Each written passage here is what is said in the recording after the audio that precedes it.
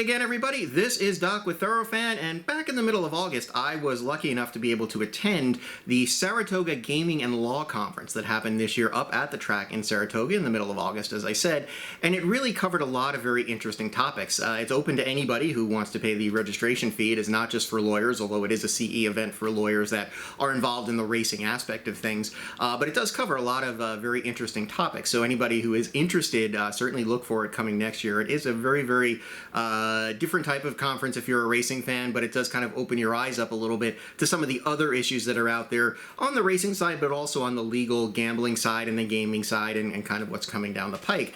One of the things that was discussed on day one of that conference was the Horse Racing Integrity and Safety Act, and I learned a whole bunch of things about it. First of all, it is pronounced not HISA, but HISA. It is a long I, so we all want to make sure that we get it right from now on. It is HISA that we're talking about here. But there is also a very strong legal challenge to this law. It is supposed to come into effect right around the middle of the year 2022, and there's a lot of questions as to whether it will be fully implemented by that point or not.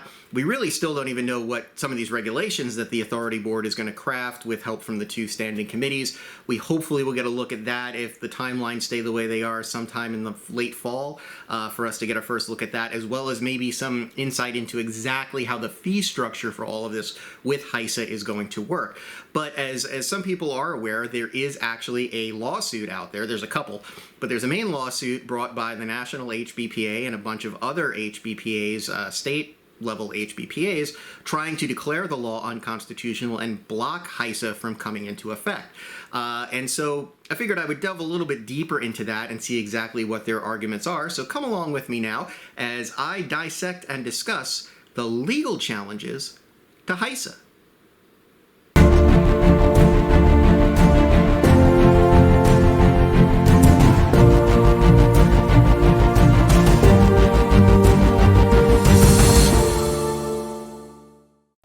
So let's start with a brief refresher of what HISA, see, I got it right that time, does from a legal standpoint.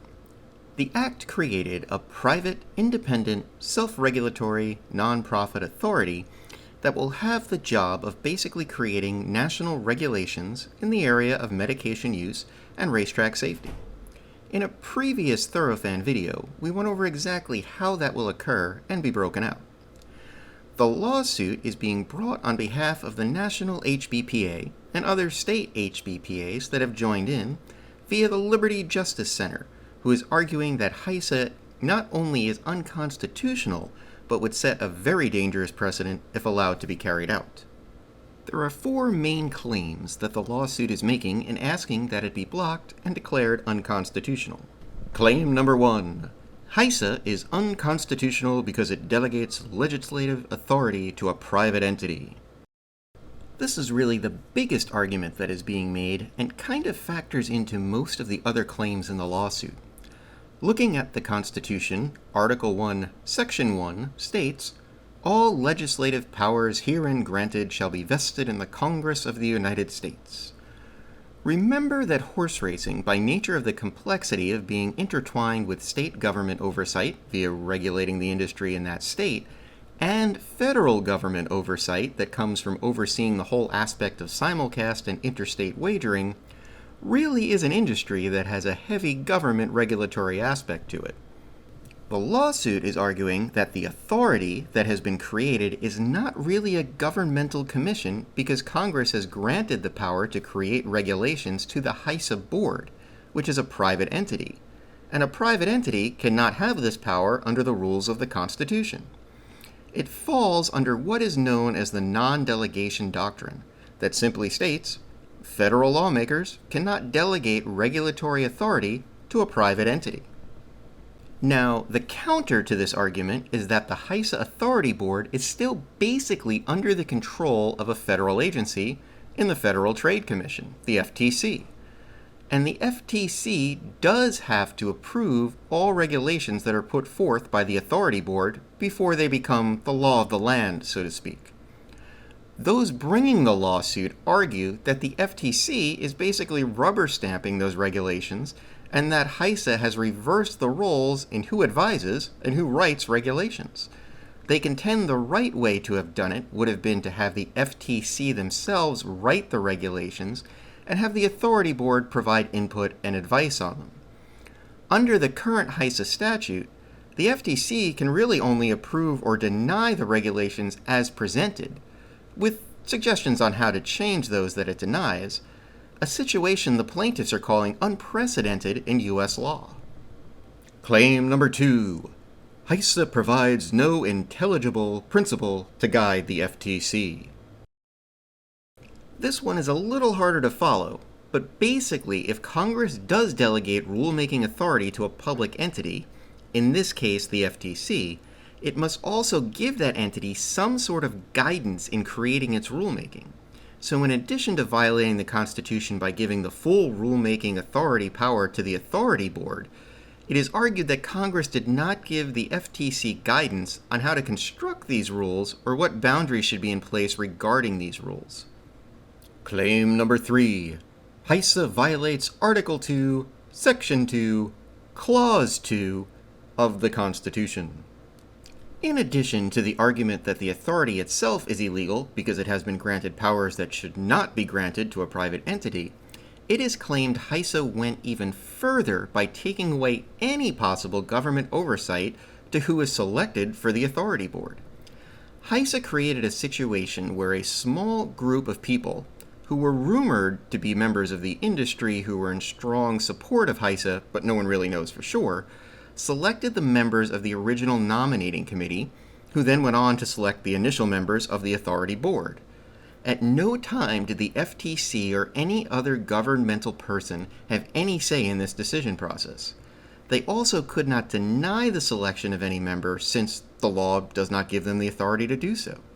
This, they claim, is also pretty much unprecedented in the realm of U.S. law when Congress delegates regulatory authority to another entity. Claim number 4. HISA violates the Due Process Clause of the Fifth Amendment of the Constitution. This is an interesting argument on a few fronts. What the horsemen are arguing here is that a very small percentage of horsemen are given the power to regulate and possibly impose sanctions against their competitors. Even though horsemen are technically at a minority on the authority board, 5 of the members are independent members, whereas only 4 are people who are involved in the industry, this claim argues that these 4 members still have economic self-interest that could affect their judgment and be used to unfairly affect their colleagues in the industry. They also argue that even though the majority of the members of the authority board and standing committees are independent people with no in-depth knowledge of the industry, their thoughts can be swayed by the 4 minority members to make decisions in their favor. This favor will then fall on the much bigger players of the industry who are in favor of HISA to the detriment of all the other horsemen who the HBPA represents, because the authority board can impart regulations and fees on them that would make it, well, not financially feasible for the smaller trainers and owners to survive in the business. There have also always been questions about exactly how HISA is going to be funded via fees paid by either the state racing commissions or by the individual covered persons themselves directly back to the authority. This is touched on in the lawsuit as well, with the plaintiffs arguing that it is also unprecedented that Congress would basically require one private party, the racing industry, to fund another private party, HISA. We might see more lawsuits come or amendments to the current ones made once we all see exactly how this funding structure and fee schedule is going to be laid out.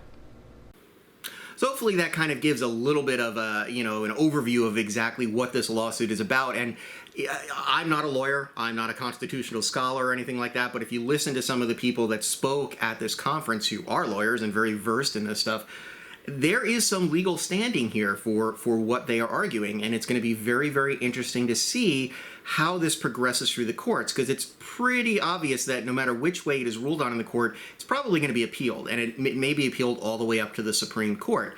Now, one thing I did learn at the conference was that the Supreme Court, for many decades now, has basically not interfered in this and allowed these entities to exist.